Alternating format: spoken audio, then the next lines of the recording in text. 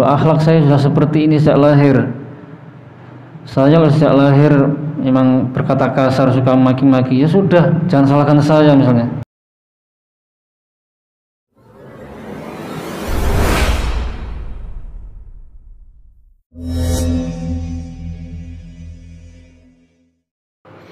Bismillah. Assalamualaikum warahmatullahi wabarakatuh.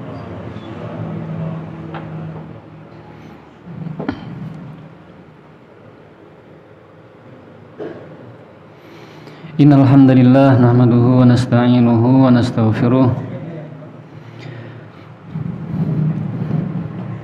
wa na'udzu billahi min shururi anfusina wa min sayyiati a'malina may yahdihillahu fala mudilla lahu wa may yudlil fala hadiya lahu. Asyhadu an la ilaha illallah wahdahu la syarika lahu wa asyhadu anna Muhammadan abduhu wa rasuluh. Amma ba'd, ya ayyuhalladzina amanu taqullaha haqqa tuqatih wa la tamutunna illa wa antum muslimun.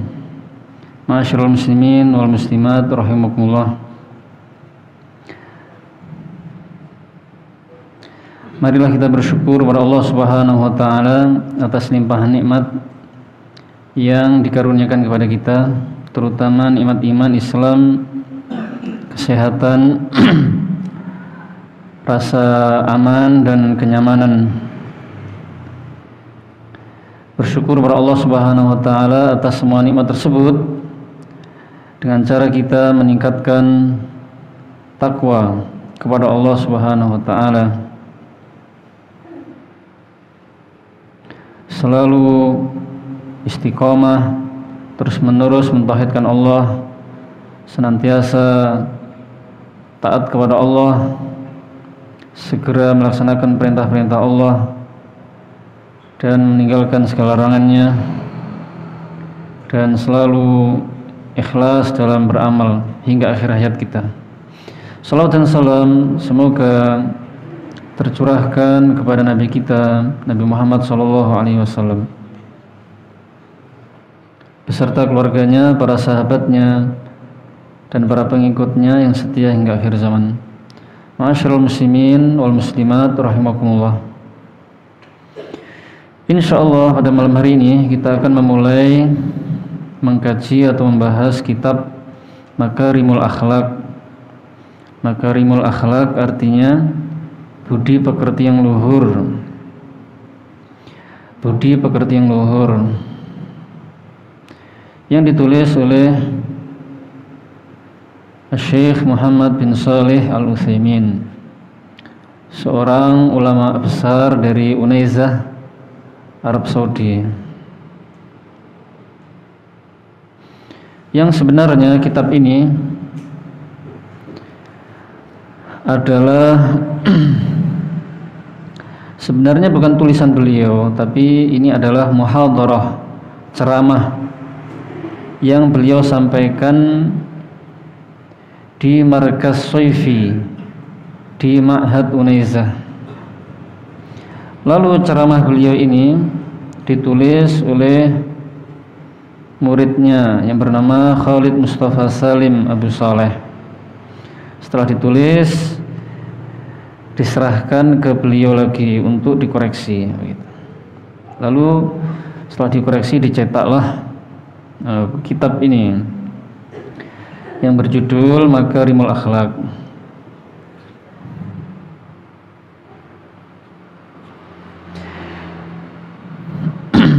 Dan memang begitulah, kitab-kitab beliau sangat banyak, Syekh Utsaimin kitabnya sangat banyak. Namun ternyata kebanyakan kitab-kitab beliau itu sebenarnya bukanlah ditulis oleh beliau. Karya atau kitab-kitab beliau itu kebanyakan adalah diambil dari ceramah-ceramah dan kajian-kajian beliau, begitu. Lalu direkam dan ditulis oleh murid beliau, lalu diserahkan dan dikoreksi tadi, lalu dicetaklah menjadi kitab-kitab. Dan kitab ini sebenarnya kutaib. Kutaib itu artinya buku kecil atau buku saku, karena bukunya kecil sebenarnya. Kitab kecil ini sangat bermanfaat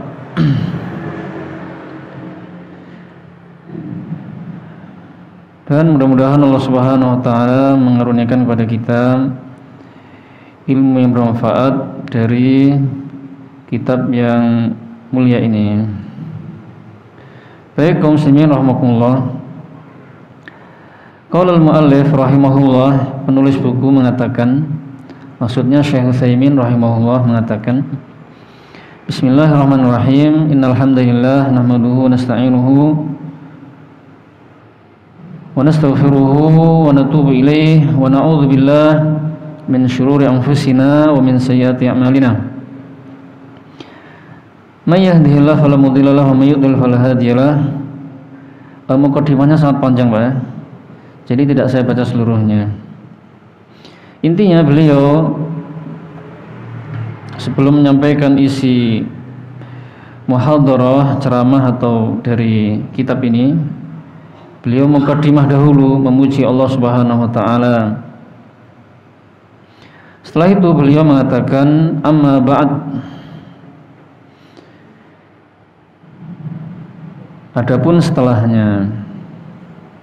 Amma ba'd, adapun setelahnya. Maksudnya adapun setelah mukadimah tadi, innal hamdalillah dan seterusnya. Dan ucapan amma ba'd setelah mukadimah ini sunnah hukumnya. Jadi setelah kita memuji Allah, bismillahirrahmanirrahim, innal hamdalillah nahmaduhu misalnya. Kemudian setelah mukadimah ditutup dengan amma ba'd atau wa ba'd. Itulah kebiasaan beliau Rasulullah SAW. Kemudian penulis mengatakan fa innahu yatubu li fi hadzal liqa' an atahaddath anil khuluqil hasan. Sesungguhnya aku merasa bahagia dalam pertemuan ini dan aku akan menceritakan atau berbicara tentang akhlak yang baik. Jadi beliau menjelaskan bahwasanya beliau merasa bahagia gitu kan, di dalam pertemuan tersebut bertemu dengan kaum muslimin yang seakidah dan semanhaj, dan beliau diberi kesempatan untuk berbicara, menyampaikan materi tentang akhlak yang baik. Wal khuluqu kama yaqulu ahlul ilm huwa suratul insanil batinah li'anna lil insan suratain. Dan khuluq, jadi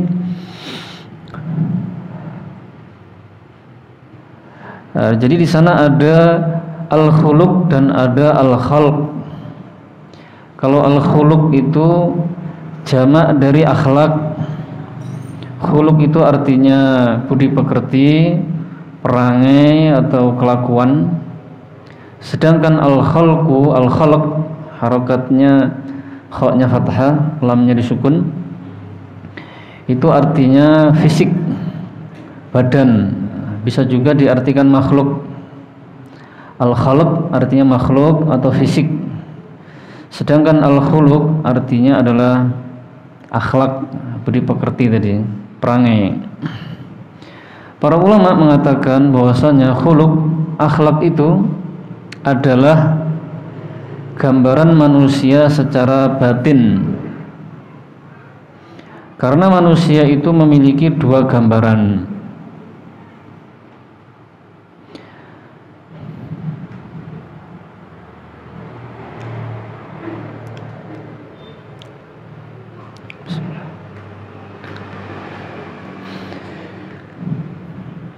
Maka akhlak itu adalah gambaran atau bentuk manusia secara batin, gambaran manusia yang ada dalam batinnya, dalam hatinya atau jiwanya, tidak terlihat.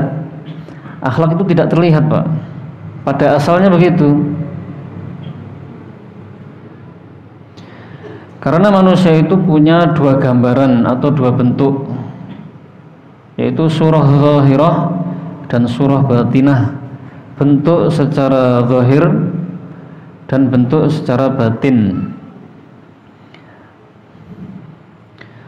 Suratun zahirah wa hiya syaklu khilqatihi allati ja'alallahu al-badan 'alaihi, wa kama na'lamu jami'an anna hadhihi as-surata adh-dhahirata minha ma huwa jamilun hasanun wa minha ma huwa qabihun sayyi'un wa minha ma baina dhalik.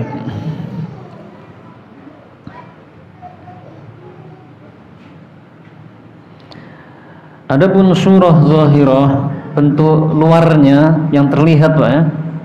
Bentuk luar yang terlihat zahir adalah fisiknya, badannya.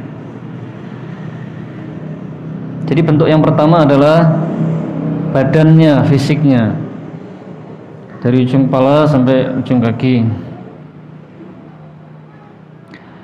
Dan sebagaimana kita ketahui bahwasanya bentuk manusia yang zahir ini, yang tampak, yang bisa terlihat yang fisiknya tadi itu ada yang indah dan bagus, ada juga yang jelek, buruk, dan ada juga yang pertengahan di antara itu. Jadi fisiknya manusia itu ada yang indah, ada yang ideal, ada yang badannya itu bagus, wajahnya juga bagus, ganteng, cantik, kemudian kulitnya juga indah, dipakaikan pakaian apa saja tetap indah gitu.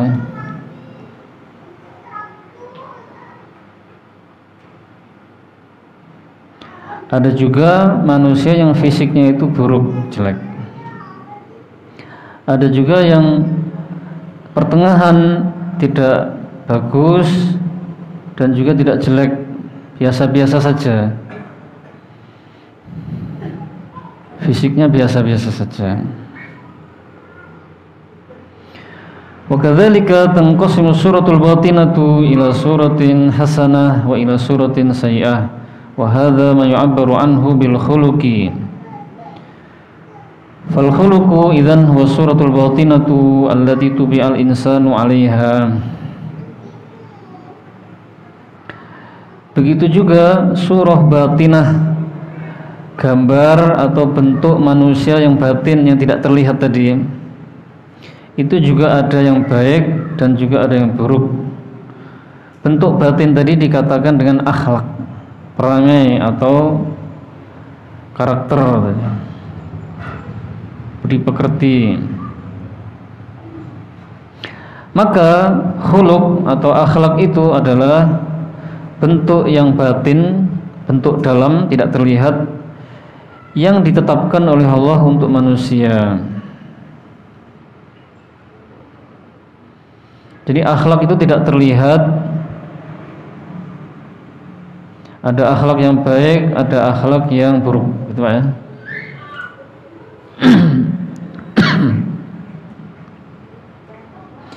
Dan akhlak itu sudah ditetapkan oleh Allah dari sananya. Sejak lahir sudah ditetapkan begitu. Ada yang berakhlak baik, ada yang berakhlak buruk, ada yang sebagian berakhlak baik dan sebagiannya lagi ditetapkan berakhlak buruk, gitu. Hanya saja kebanyakan manusia itu lebih banyak ditetapkan akhlak buruknya, gitu, daripada akhlak yang mulianya. Karena jiwa manusia itu pada dasarnya selalu menyuruh pada yang buruk. Inna nafsa al-ammaratu bis-su' illa ma rahima rabbi.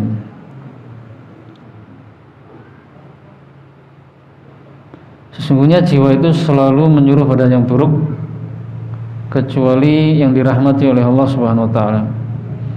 Kecuali yang dirahmati oleh Rabbku. Tetapi meskipun akhlak itu keadaan atau perangai yang tidak terlihat ada dalam hati, pada jiwa, namun sering sekali muncul, dibuktikan dengan perbuatan juga, terlihat dari perbuatan-perbuatannya secara zahir, baik atau buruk gitu. Misalnya ada orang akhlaknya penyabar gitu, ditetapkan penyabar, ya itu ada dalam hati, nggak terlihat, tapi nanti bisa terlihat ketika ada orang selalu mencaci makinya, dia diolok-olok, kemudian digibahi, diapain lah, dia santai-santai saja, tidak sakit, malah senyum-senyum begitu. Nah, berarti ini penyabar. Ada juga yang pemarah misalnya. Ada orang berkata sedikit yang sepertinya sebenarnya tidak menyinggung dia, tapi dia langsung tersinggung dan marah-marah, gitu ya.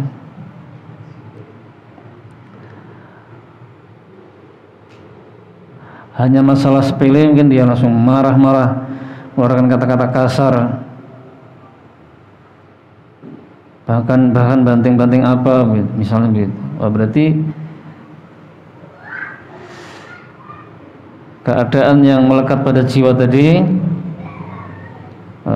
keluar darinya perbuatan yang nampak buruk atau baik.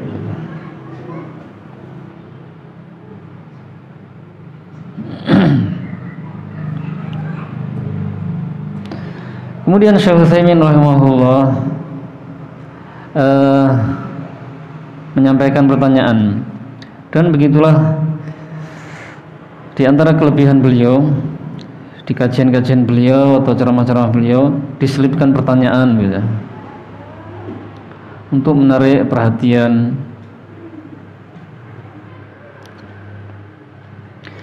Wa halil akhlaqu jibillatun am iktisabun, kata beliau. Akhlak itu apakah alami ataukah bisa diusahakan? Jadi pertanyaannya, apakah akhlak itu seluruhnya natural, alami, bawaan lahir memang seperti itu seterusnya sampai meninggal, tidak bisa dirubah, atau akhlak yang mulia itu bisa diraih, bisa diusahakan gitu. Nah, pertanyaannya begitu. Maka jawabannya, wal jawab anal akhlaqa minha jibillatun wa minha iktisabun bila syak. Bahwasanya akhlak itu ada yang natural, alami, dan ada yang bisa diupayakan, diusahakan atau dibentuk.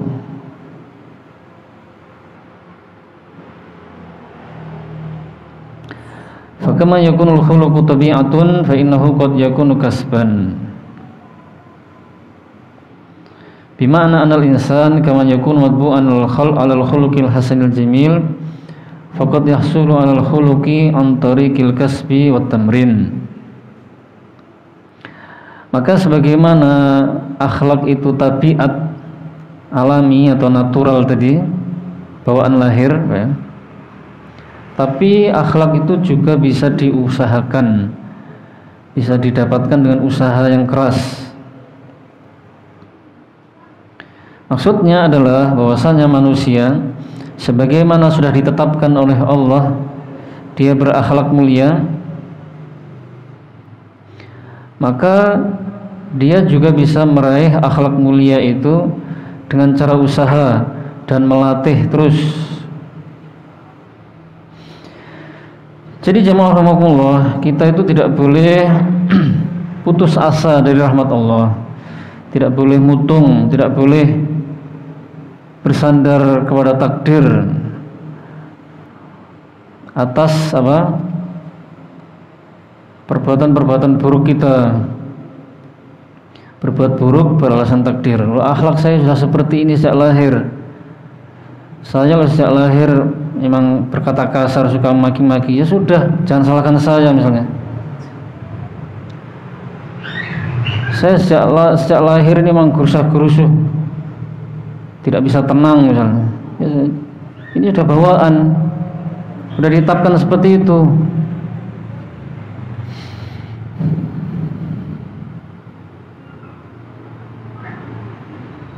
Itu tidak boleh, ya itu salah.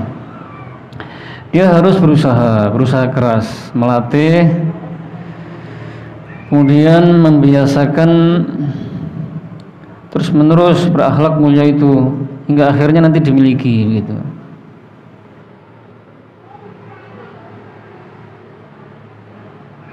Ya banyak contohnya, misalnya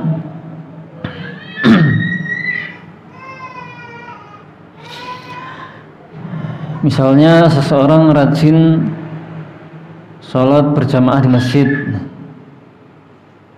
Ada emang yang sejak lahir itu sampai dewasa emang otomatis gitu ya. Memang dia senang sekali, tidak ada kesulitan. Tapi ada juga yang dia rajin itu karena memaksa diri gitu. Bisa jadi karena berkumpul dengan orang-orang yang soleh, yang rajin sholat berjamaah, di akhirnya semangat dan memaksa diri, atau mungkin didikan orang tua, atau mungkin dia masuk pesantren yang sebelumnya dia waktu SD dia malas sholat berjamaah, MTS masuk pondok misalnya. Nah selama 3 tahun di sana wajib sholat berjamaah santri itu. Nah, di sholat-sholat tertentu itu santri harus sudah masuk masjid sebelum azan. Biasanya sholat maghrib sebelum azan harus sudah di masjid. Nah, di sholat lain harus sudah berada di masjid sebelum iqamah dikumandangkan. Karena kalau sudah qomat dikumandangkan, santri baru datang masuk masjid, nah itu dicatat biasanya Pak. Dicatat, nanti diberi hukuman gitu. Atau langsung dihukum di saat itu juga, ada juga seperti itu.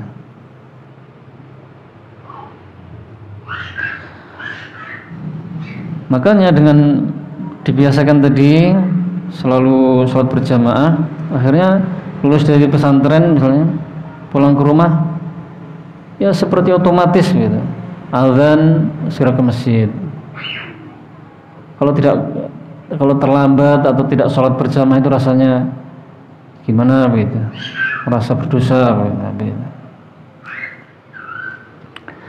Termasuk juga ketika Ramadan kemarin, itu kita dilatih gitu, dibiasakan selalu sholat tarawih misalnya. Kemudian dilatih puasa setiap hari. Nah, itu ternyata ada tujuannya diantaranya. Nah, itu setelah berlalunya bulan Ramadan, nah, insya Allah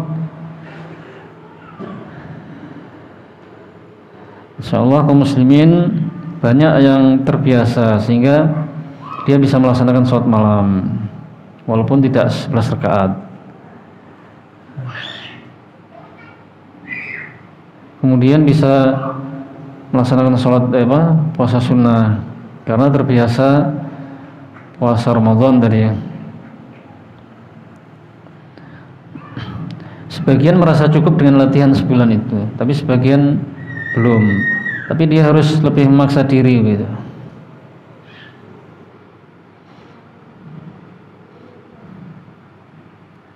Seseorang yang pemarah juga misalnya, mudah marah, dia harus melatih. Dia harus menahan diri dari marah. Menahan diri dari mengucapkan kata-kata kasar misalnya.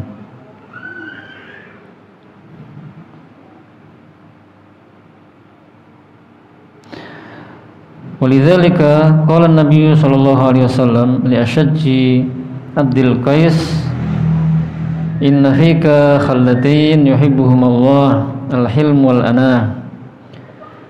Qala ya Rasulullah, ana atakhallaqu bihima amillahu jabalani alaihima? Qala balillahu jabalaka alaihima. Qala alhamdulillah alladhi jabalani ala khallatain yuhibbuhum Allah wa rasuluh.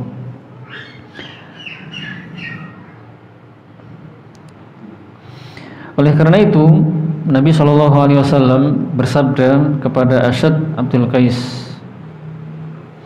sesungguhnya pada dirimu ada dua sifat yang dicintai oleh Allah Subhanahu wa taala, yaitu sifat lembut dan tenang. Dia mengatakan, wahai Rasulullah, apakah aku memiliki akhlak itu, kedua akhlak tersebut, karena aku berusaha keras memilikinya, ataukah Allah yang menganugerahkan kedua akhlak tersebut kepadaku? Maka Rasulullah SAW mengatakan, Allah lah yang telah menganugerahkan kedua akhlak tersebut kepadamu. Maka dia mengatakan, segala puji bagi Allah yang menganugerahkan kepadaku kedua akhlak yang dicintai oleh Allah dan Rasulnya.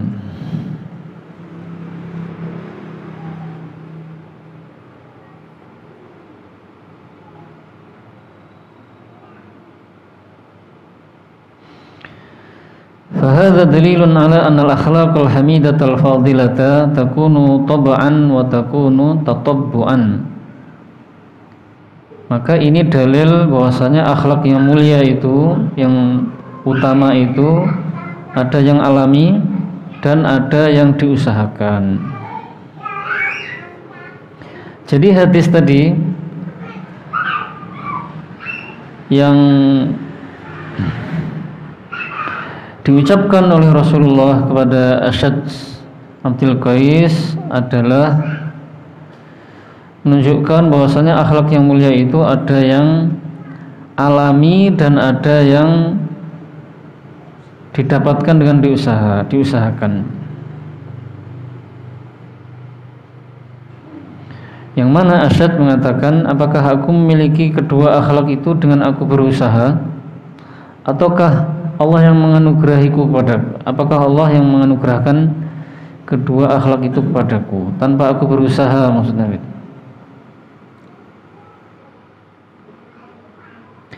Disebutkan dalam hadis tadi ada dua sifat atau akhlak yang mulia, yaitu al-hilmu, lembut, wal anah, dan tenang. Hendaknya kita berakhlak dengan akhlak yang mulia tersebut. Yang pertama lembut, selalu lembut. Rasulullah SAW mengatakan bahwasanya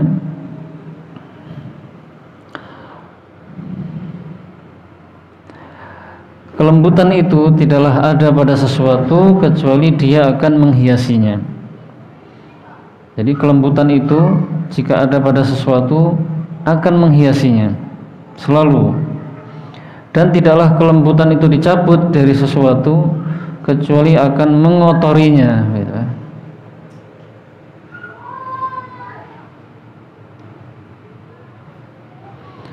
Dan siapapun suka kalau dilembuti, ya.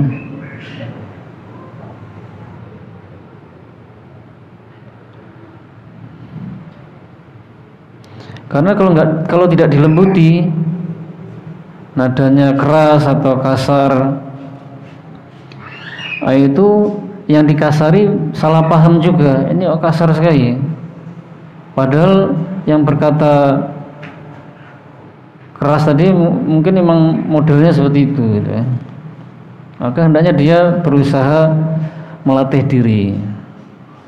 Jadi hatinya nggak bermaksud kasar, sudah benar. Kemudian nadanya juga dibuat lebih lembut, kata-katanya juga santun.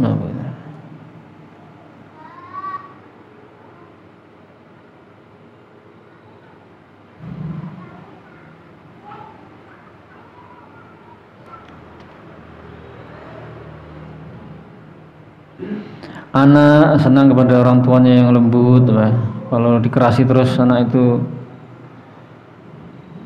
ya psikologinya nanti bermasalah, mentalnya ke depannya.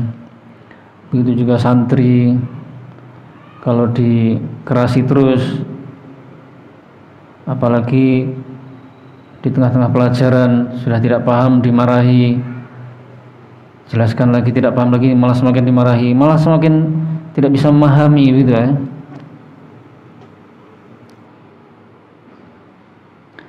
Bisa jadi anaknya atau santrinya berbuat kesalahan itu karena ada sebabnya. Dicari sebabnya dulu, akar masalahnya apa, sehingga dia mungkin belum paham pelajaran. Berikutnya adalah akhlak anah. Anah itu artinya tenang atau tidak tergesa-gesa.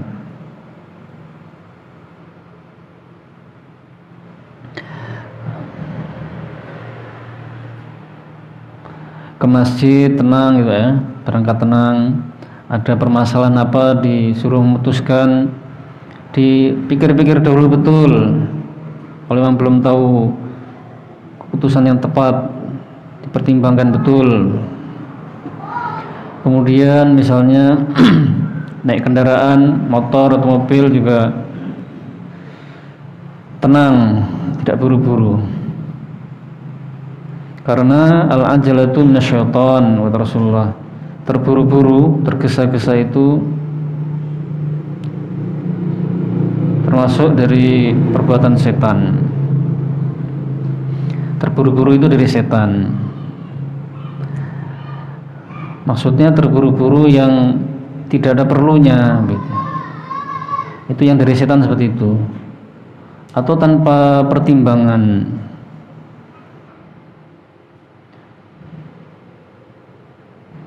Ada permasalahan besar, dia langsung memutuskan begini ya, tanpa pikir-pikir, terburu-buru. Nah, ini tercela. Kemudian naik kendaraan buru-buru, ngebut, padahal mengejar apa gitu.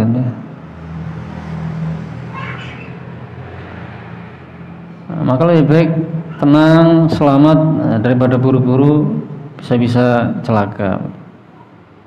Tapi kalau memang ada yang harus dikejar, kalau tidak buru-buru nanti terlambat, ketinggalan pesawat atau apa begitu, ya buru-buru, tidak masalah.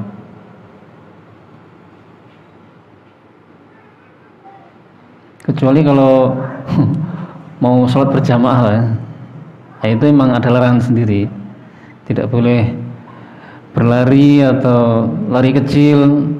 Kalau sudah qomat ketinggalan, ya jalan biasa, jalan normal begitu.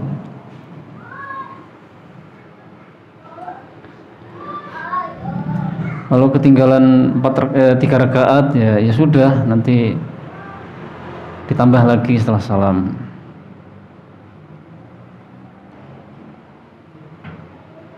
Walaupun memang ada perlunya kalau itu, tapi memang ada larangan tersendiri. Walaupun tidak ingin ketinggalan rakaat, ya harus jalan santai. Bukan suwantai, ya jalan normal biasa saja, seperti biasa gitu.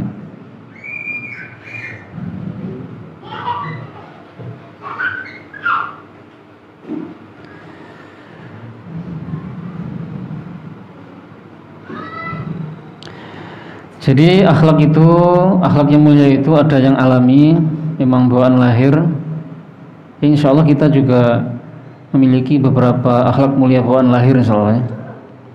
Tapi sepertinya juga beberapa akhlak yang lain belum, maksudnya bukan bawaan lahir. Karena memang insya Allah begitu, kebanyakan manusia begitu, kecuali para nabi dan rasul, memang mereka dikarunia akhlak mulia alami, natural.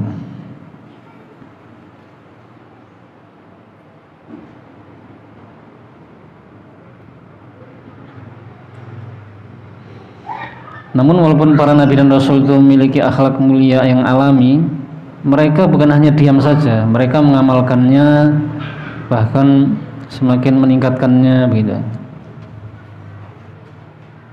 Karena ada beberapa orang yang mungkin dia memiliki akhlak mulia alami, bawaan lahir, tapi dia kadang-kadang tidak mau mengamalkannya begitu. Nah, ini keliru. Mungkin karena sebab apa dia meninggalkannya. Walakin at-tab'a bila syakka ahsanu min at-tatabbu'. Tetapi tidak diragukan lagi bahwasanya akhlak mulia yang alami tadi, natural, itu lebih baik daripada akhlak mulia yang diusahakan. Alasannya apa? Li'anna al-khuluqa idza kana tabi'iyan sara sajiyatan lil insan wa tabi'atan lah. La yahtaju fi mumarasatihi ila takallufin wa la yahtaju fi mumarasatihi ila tasannu'in. Walakin hadza fadlullah yu'tihi man yasha. Karena akhlak itu yang mulia itu jika alami, natural, maka itu sudah menjadi perangainya dia dan kebiasaan dia. Ya begitu terus sudah. Bagaimanapun ya selalu seperti itu. Dan seringnya memang begitu. Walaupun kondisi berusaha merubah akhlaknya sulit, karena bawaan tadi lahir.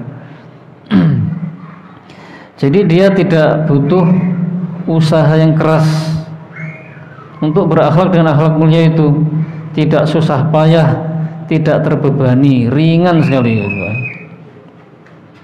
Tetapi akhlak mulia yang alami ini adalah karunia dari Allah yang Allah berikan kepada siapa saja yang Dia kehendaki. Jadi akhlak yang alami, natural itu benar-benar karunia, Pak, benar-benar karunia, Masya Allah, yang hanya Allah berikan kepada yang dikehendaki oleh Allah Subhanahu wa taala. Tidak semuanya mendapatkan. Tetapi wa man hurima hadza ay min man hurima al-khuluqu an sabili tabaq fa innahu yumkinuhu ayyana lahu an sabili tatabbu wa dzalika bitamrin wal mumarasah kama sanadhkuruhu insyaallah taala fi ma ba'd.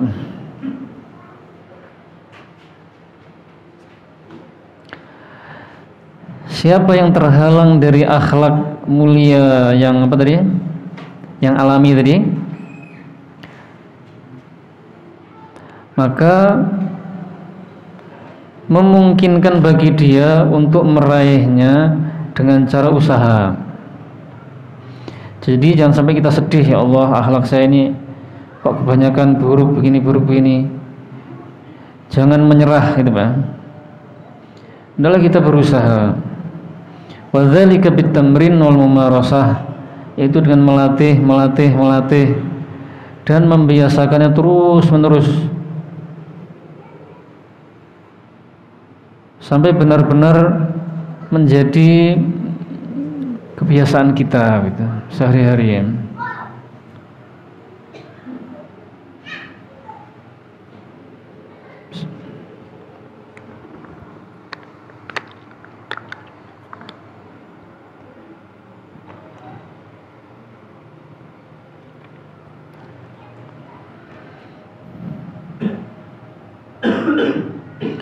Wahuna masalah wahia ayyuhuma afdal, rajulun jubila ala khuluqin hamid wa rajulun yujahidu nafsahu ala takhalluqi bihi, fa ayyuhuma a'la manzilah wa a'zamu ajran.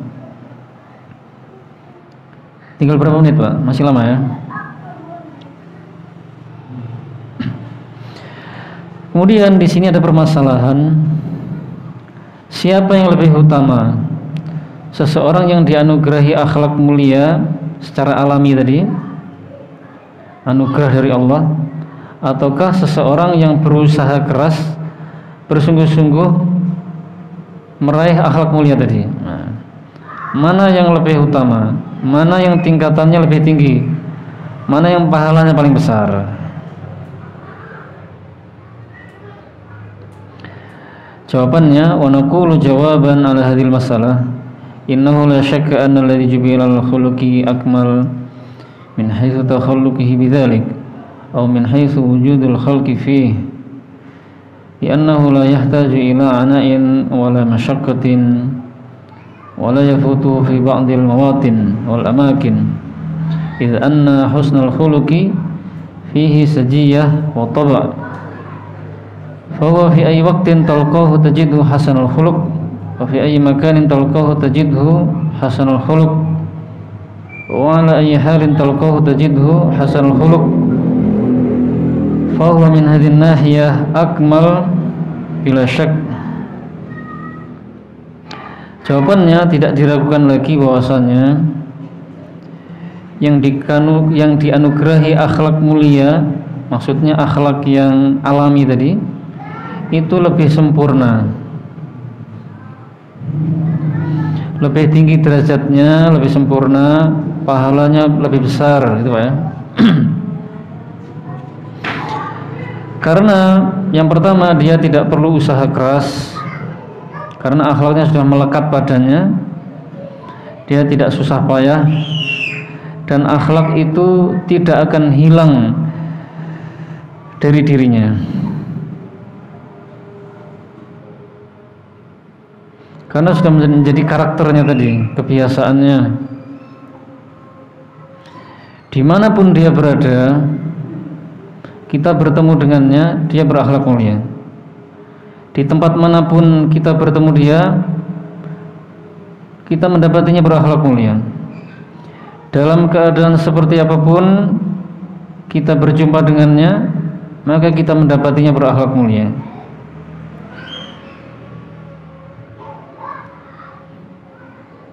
Sedikit lagi Pak ya. Jadi begitu, akhlak yang alami itu selalu seperti itu, tidak berubah. Kita ketemu orang yang akhlaknya alami tadi, di rumahnya mulia, di jalan akhlaknya mulia, di safar mulia, di kantor mulia, tidak berubah. Karena orang itu macam-macam, di rumah akhlaknya mulia, nanti pas safar ternyata ketahuan, oh akhlaknya buruk ternyata. Oh di jalan bagus, ternyata di rumah ternyata pemarah, suka marahi istrinya misalnya begitu. Ya, sepertinya di luar ini suka memberi, ternyata kalau ada orang memberi. Kalau sudah tidak ada orang pelit, nah, gitu. Tidak pernah mau memberi misalnya.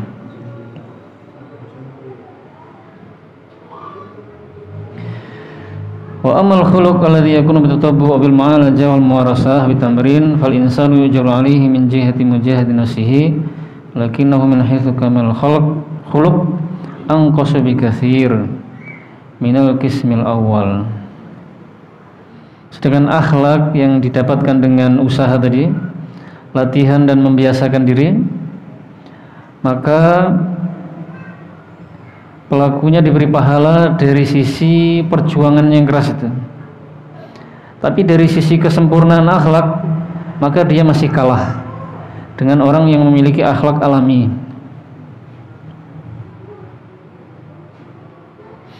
Karena orang yang berakhlak dengan akhlak yang usaha itu, mungkin suatu saat dia berubah, gitu Pak. Kadang kembali lagi, untuk istiqomah terus itu sulit. Apalagi kalau ada godaan, mungkin seseorang itu memaksa diri untuk tidak merokok, setahun sudah tidak merokok. Tiba-tiba ada yang nawari, coba lagi, oh ya enak ya. Akhirnya tergoda lagi, terus meninggalkan lagi, maksa lagi bisa. Nah begitu bisa. Kemudian saya contohkan lagi dengan hadis yang bunyinya al-mahiru bil Qur'an ma'as safaratil kiramil bararah walladzi yaqra'ul Qur'an wa yatata'u fihi wa huwa alayhi syakun lahu ajran. Seorang yang mahir, pandai membaca Al-Qur'an, maksudnya membaca Al-Qur'an itu benar sesuai tajwid, dia akan bersama para malaikat yang mulia dan taat. Sedangkan orang yang membaca Al-Quran tapi masih terbata-bata, masih keliru-keliru, tapi dia berusaha, maka dia mendapatkan 2 pahala. Jadi pahalanya lebih banyak yang sudah pandai.